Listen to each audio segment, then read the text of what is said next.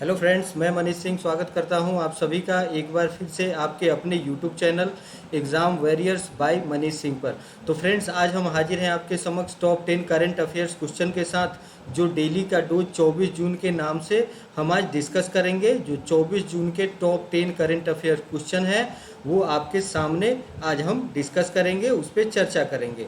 तो फ्रेंड्स, आइए हम सेशन की शुरुआत करते हैं।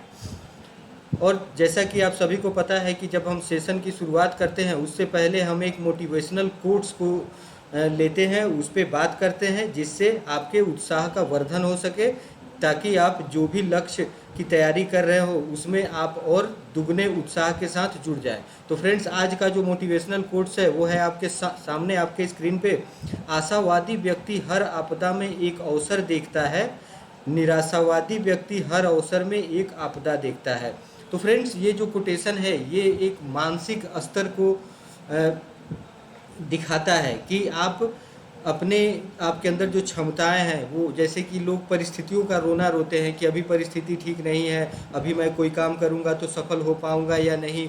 तो वो क्या करते हैं कि जो निराशावादी होते हैं वो अवसर में भी आपदा देखेंगे। मतलब अगर कोई भी काम उन्हें करनी है तो उसमें बहुत सारे नेगेटिव पॉइंट्स को वो सॉर्ट आउट करेंगे, ठीक है, और वो बोलेंगे कि ये सही समय नहीं है और इसमें बहुत सारी परेशानियां आएंगी। जबकि अगर हम बात करें आशावादी व्यक्ति की, तो वो हर आपदा में, जब आपका एडवर्स कंडीशन में आप रहते हो, समय भी आपके प्रतिकूल रहता है, उसमें भी जो आशावादी व्यक्ति है वो एक अवसर को तलाशता है और अपनी मंजिल को प्राप्त कर लेता है। तो फ्रेंड्स, यहाँ पे कहने का अर्थ ये है कि आपको हमेशा एक पॉजिटिव एटीट्यूड रखनी है, एक पॉजिटिव माइंडसेट रखना है, और बहुत ही आशावादी तरीके से आपने जो भी गोल सेट किया है अपने लाइफ में उसे पाने के लिए जी जान लगा दीजिए और जी तोड़ मेहनत कीजिए। निश्चित रूप से एक न एक दिन सफलता आपके सामने होगी। तो फ्रेंड्स, आज हम सेशन की शुरुआत अब हम करते हैं। तो पहला प्रश्न है आपके स्क्रीन पे, निम्नलिखित में से किस राज्य सरकार ने पूर्व आरबीआई गवर्नर रघुराम राजन को आर्थिक सलाहकार परिषद में शामिल किया है? तो फ्रेंड्स, ये इकोनॉमी से ये क्वेश्चन आ रहा है और इसमें पूछा जा रहा है कि आर्थिक इकोनॉमी सेगमेंट से ये प्रश्न आ रहा है, जो आपके आने वाले जो भी एग्जाम्स है, जो भी अपकमिंग एग्जाम्स हैं, अगर हम बात करें पीसीएस एग्जाम्स की या फिर ऑब्जेक्टिव एग्जाम्स की, वनडे एग्जाम्स की अगर हम बात करें, तो उसमें इस तरह के प्रश्न अक्सर पूछे जाते हैं कॉरपोरेट सेक्टर से या फिर इकोनॉमिक सेक्टर से, और ये प्रश्न जो है वो स्टेट ओरिएंटेड भी है। तो इस तरह से ये आपके पीसीएस एग्जाम्स के लिए भी काफ़ी इम्पोर्टेंट रोल प्ले करेगा। तो फ्रेंड्स, ऑप्शन है आपके सामने। यहाँ पे प्रश्न है कि आरबीआई के जो पूर्व गवर्नर हैं, आप सभी को पता है, रघुराम राजन, उनको आर्थिक सलाहकार परिषद में शामिल किया गया है, और वह कौन सा स्टेट है? तो फ्रेंड्स, ऑप्शन है आपके सामने। पहला तमिलनाडु, दूसरा बिहार, तीसरा पंजाब और चौथा झारखंड। तो इसमें जो सही जवाब है फ्रेंड्स वो मैं बता दूं, वो है तमिलनाडु। तमिलनाडु के राज्य सरकार ने आर्थिक सलाहकार परिषद में आरबीआई के पूर्व गवर्नर रघुराम राजन को शामिल करने की घोषणा की है। और आप सबको पता है कि रघुराम राजन आरबीआई के 23वें गवर्नर के रूप में उनकी नियुक्ति हुई थी, और उनका जो कार्यकाल था, उनका जो टेन्योर था, वो 2013 से 2016 के मध्य था। तकरीबन 3 साल तक इन्होंने गवर्नर के रूप में अपनी महत्वपूर्ण सेवाएं दी। तो फ्रेंड्स, ये आपको याद रखना है, ये काफ़ी इंपॉर्टेंट क्वेश्चन है, और ये जो पर्सनालिटी है रघुराम राजन, इनसे संबंधित प्रश्न है, तो ये प्रश्न और भी इम्पोर्टेंट हो जाता है।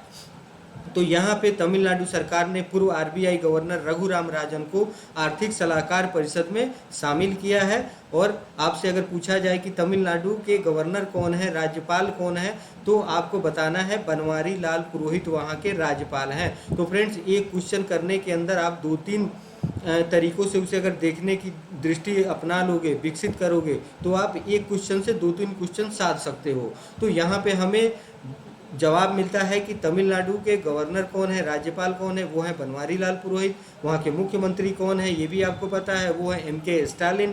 और ये राज्य सरकार की जो आर्थिक सलाहकार परिषद का गठन किया गया है, उसमें प्रमुख अर्थशास्त्रियों को शामिल किया गया है, जिनमें से एक बहुत ही जाना पहचाना और प्रख्यात नाम है आरबीआई के पूर्व गवर्नर रघुराम राजन का, जिन्हें इस परिषद में शामिल किया गया है। तो फ्रेंड्स, ये आपको याद रखना है, ये काफ़ी इंपॉर्टेंट प्रश्न है कि तमिलनाडु सरकार ने रघुराम राजन को अपने आर्थिक सलाहकार परिषद में शामिल किया है। और इस तरह के प्रश्न अक्सर फ्रेंड्स पूछे जाते हैं, चाहे आप आईएएस की तैयारी कर रहे हो या फिर पीसीएस की तैयारी कर रहे हो या फिर किसी अन्य वनडे एग्जाम्स की तैयारी कर रहे हो। तो हम बढ़ते हैं अगले प्रश्न की ओर। अगला प्रश्न है आपके स्क्रीन पे, अंतर्राष्ट्रीय विधवा दिवस, इंटरनेशनल विडोज डे, निम्नलिखित में से किस दिन मनाया जाता है? तो फ्रेंड्स, ऑप्शन है आपके सामने। पहला ऑप्शन 12 मार्च, दूसरा ऑप्शन 15 जनवरी, तीसरा 23 जून और चौथा 20 अगस्त। तो यहाँ पे जो सही जवाब है, जो सही ऑप्शन है वो है 23 जून। 23 जून को हम प्रतिवर्ष अंतर्राष्ट्रीय विधवा दिवस के रूप में मनाते हैं। और फ्रेंड्स, जैसे कि हमने पहले भी पूर्व के सेशंस में डिस्कस किया था कि जब भी हम किसी डेज की बात करते हैं, कभी स्पेशल डेज मनाने की बात करते हैं, तो उसके पीछे हमारा ध्येय क्या होता है, उसके पीछे हमारा मोटो क्या होता है, उसके पीछे हमारा लक्ष्य ये होता है कि उस दिन को, उस विषय को हम फोकस करें, उसको संरक्षित करें और उसके प्रति लोगों में जन जागरूकता लाने की कोशिश करें, लोगों में जन जागरूकता का संचार करें।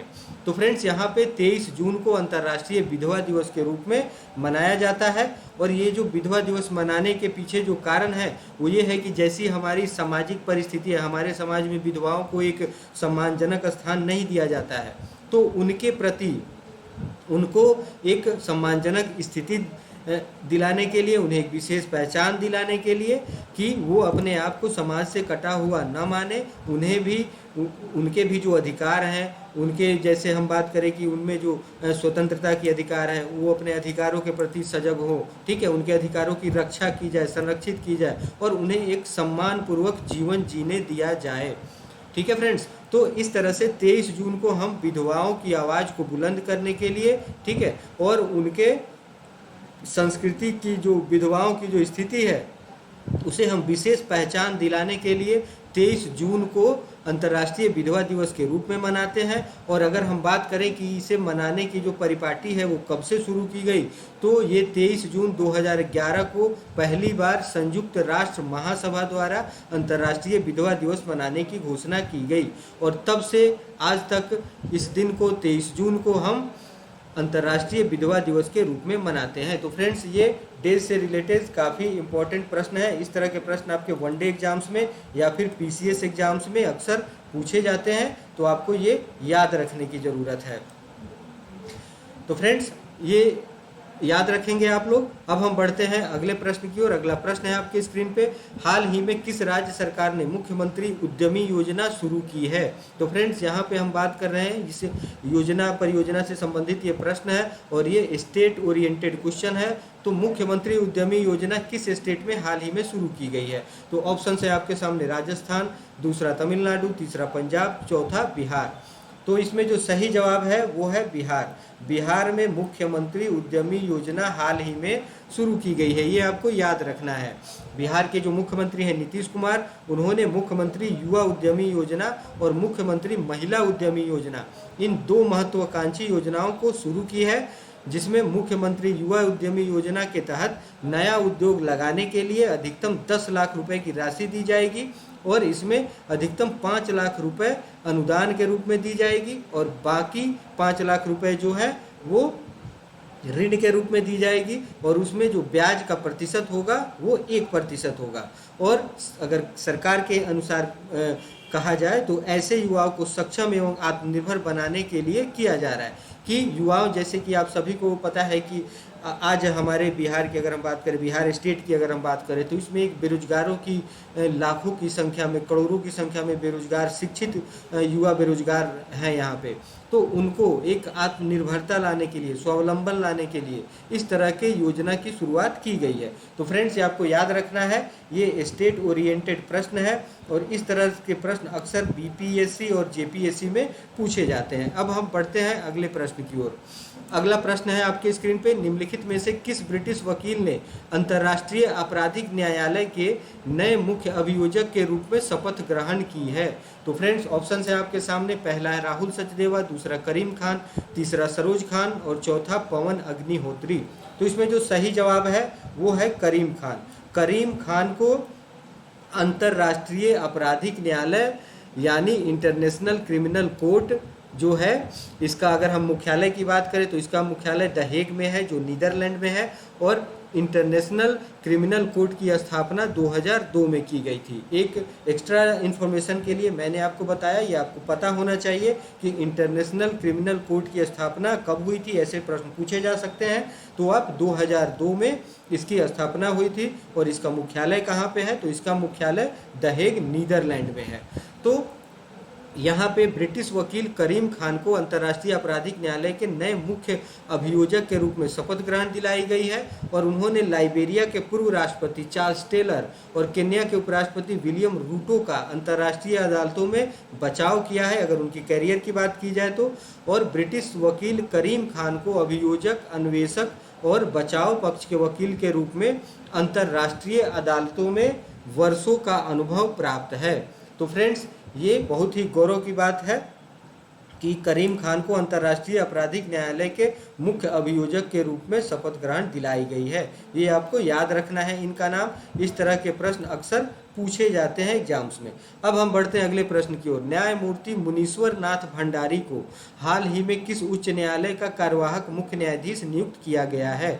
तो फ्रेंड्स, ऑप्शन है आपके सामने। पहला ऑप्शन है इलाहाबाद उच्च न्यायालय, दूसरा दिल्ली उच्च न्यायालय, तीसरा कलकत्ता उच्च न्यायालय और चौथा मद्रास उच्च न्यायालय।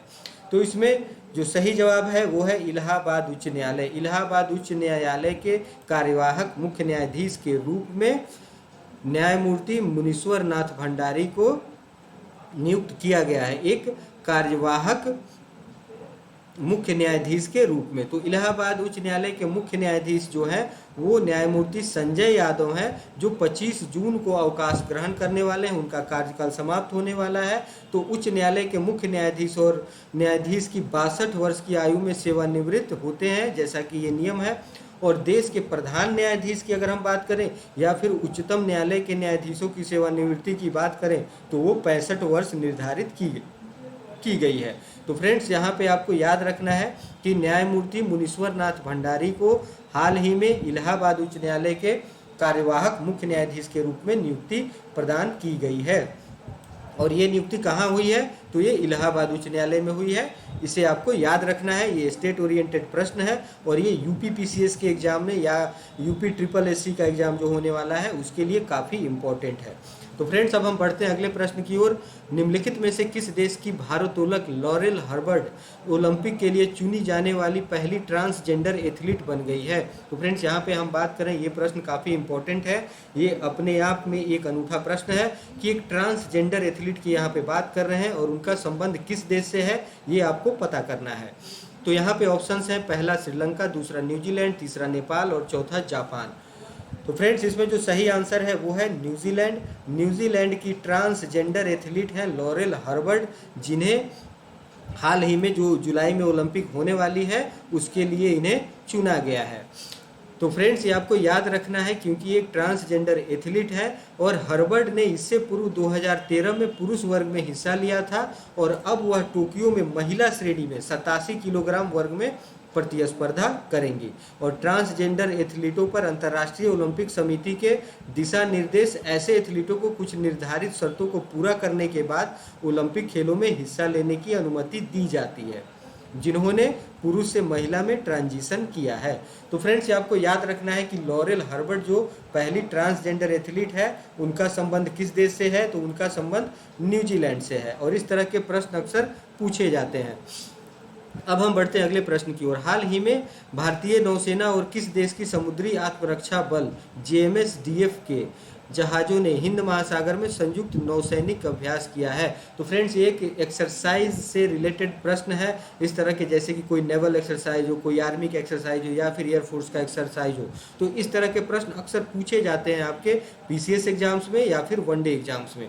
तो फ्रेंड्स, ऑप्शन है आपके सामने। पहला ऑप्शन है श्रीलंका, दूसरा चीन, तीसरा पाकिस्तान और चौथा जापान। तो भारतीय नौसेना के साथ जापान के नौसैनिकों ने अभी हाल ही में एक संयुक्त नौसैनिक अभ्यास किया है और वो कहाँ पे संपन्न हुआ है, तो वो हिंद महासागर में एक संयुक्त नौसैनिक अभ्यास के रूप में संपन्न किया गया है। और ये अगर देखें तो इसका उद्देश्य था स्वतंत्र और खुले हिंद प्रशांत क्षेत्र का एहसास कराना।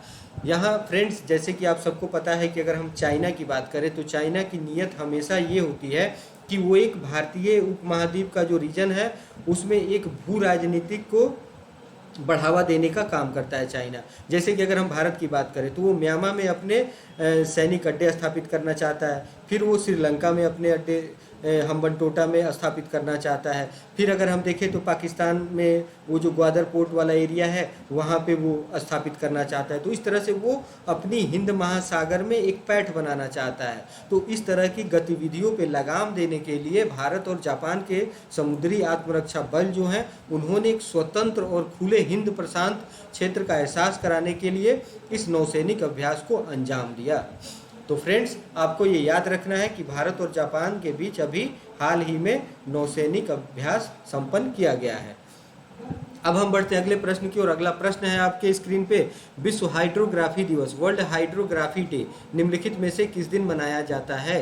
तो फ्रेंड्स, यहाँ पे हाइड्रोग्राफी डे ये भी एक डे से रिलेटेड प्रश्न है, और जब भी हम इस तरह के प्रश्न डिस्कस करते हैं तो उसका मेन मोटो ये होता है कि हम उस पर्टिकुलर सब्जेक्ट को संरक्षित करने की बात कर रहे हैं या फिर जागरूकता फैलाने की बात कर रहे हैं। तो यहाँ पे हाइड्रोग्राफी का क्या मतलब है? हाइड्रोग्राफी का मतलब होता है जल का सर्वेक्षण करना। तो वर्ल्ड हाइड्रोग्राफी डे मनाया जा रहा है किस दिन को? तो ऑप्शन है आपके सामने, पहला ऑप्शन है 10 मई, दूसरा 12 नवंबर, तीसरा 21 जून और चौथा 28 जनवरी। तो फ्रेंड्स, यहाँ पे जो सही आंसर है वो है 21 जून। 21 जून को हम प्रतिवर्ष वर्ल्ड हाइड्रोग्राफी डे के रूप में मनाते हैं, और इस तरह के प्रश्न अक्सर आपके एग्जाम्स में पूछे जाते हैं। इस दिन का मुख्य उद्देश्य होता है कि अंतर्राष्ट्रीय स्तर पर जो IHO के कार्य होते हैं हाइड्रोग्राफी के लेवल पे, वो लोगों का ध्यान आकर्षित करते हैं, और यह समुद्री पर्यावरण की रक्षा के लिए अन्य देशों के साथ मिलकर काम करना और दुनिया भर में सुरक्षित अंतर्राष्ट्रीय नेविगेशन की तलाश करने के लिए भी मनाया जाता है। तो फ्रेंड्स, ये जल सर्वेक्षण का काम होता है। यहाँ पे ये भी देखा जाता है कि अंतर्राष्ट्रीय नेविगेशन जो जल मार्ग है जिसको हम नवल नेविगेशन कहते हैं, तो उसकी खोज की जाती है कि और कैसे अन्य जलमार्ग की खोज की जाए और समुद्री पर्यावरण की कैसे रक्षा की जाए। इन सब कार्यों पे फोकस्ड होता है ये विश्व हाइड्रोग्राफी दिवस जो मनाया जाता है। और अगर हम इस बार के 2021 के हाइड्रोग्राफी दिवस के थीम की बात करें, उसके विषय की बात करें, तो वो था 100 years of international cooperation in hydrography. ये इंटरनेशनल कोऑपरेशन की 100 वर्ष मनाने की बात इसमें कही जा रही है। तो फ्रेंड्स, आपको याद रखना है कि 21 जनवरी को वर्ल्ड हाइड्रोग्राफी डे के रूप में मनाया जाता है प्रतिवर्ष। अब हम बढ़ते हैं अगले प्रश्न की ओर। अगला प्रश्न है आपके स्क्रीन पे, अमेरिका में बाइडेन प्रशासन ने निम्नलिखित में से किस भारतवंशी को चीफ ऑफ स्टाफ के पद पर नियुक्त किया है? तो फ्रेंड्स, यहाँ पे हम बात कर रहे हैं कि बाइडेन प्रशासन मतलब जो बाइडेन जो अमेरिका के अभी नवनियुक्त राष्ट्रपति हैं, कुछ महीनों पहले इनकी नियुक्ति हुई थी, जिन्होंने डोनाल्ड ट्रंप के स्थान पर इनकी नियुक्ति हुई और इन्होंने जीत हासिल की थी चुनाव में। तो फ्रेंड्स, यहाँ पे भारतवंशी वो कौन से हैं जिनको चीफ ऑफ स्टाफ के पद पे नियुक्त किया गया है? तो ऑप्शन है आपके सामने, पहला ऑप्शन है तारक शाह, दूसरा तान्या दास, तीसरा नारायण सुब्रमण्यम और चौथा सुची तलाती। तो यहाँ पे जो सही आंसर है वो है तारक शाह। तारक शाह को चीफ ऑफ स्टाफ के पद पर नियुक्त किया गया है बाइडेन प्रशासन के द्वारा। और इसमें जो अन्य ऑप्शन दिए गए हैं उनके बारे में भी हम चर्चा कर लेते हैं फ्रेंड्स, कि बाइडेन प्रशासन ने ऊर्जा विभाग में अहम पदों पर 4 भारतवंशियों को नियुक्त किया है। तो प्रशासन के क्षेत्र में प्रशासन ने चीफ ऑफ स्टाफ के पद पे नियुक्ति दी है तारक शाह को। फिर अगर हम बात करें तो तान्या दास को विज्ञान से जुड़े मामले के विभाग में ऑफिस ऑफ साइंस की चीफ ऑफ स्टाफ बनाया गया है।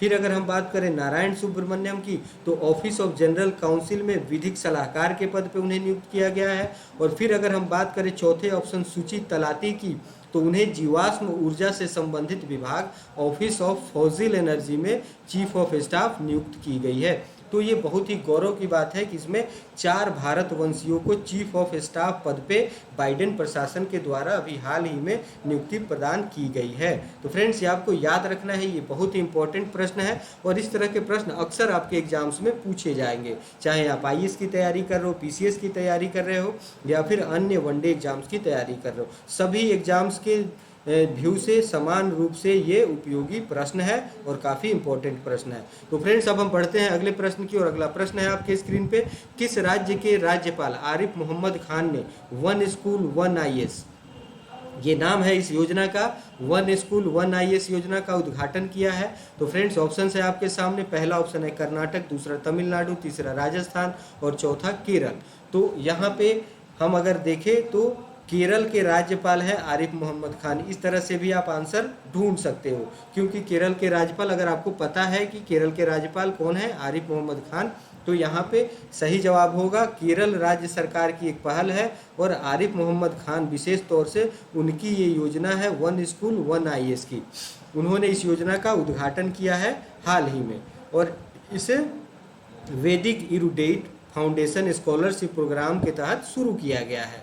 और इस योजना का जो ध्येय है वो राज्य के 10,000 प्रतिभाशाली लेकिन आर्थिक रूप से कमजोर बच्चों को मुफ्त में प्रशासनिक सेवाओं एवं अन्य प्रतियोगिता परीक्षाओं की तैयारी करने के लिए कोचिंग देने की योजना की शुरुआत की गई है।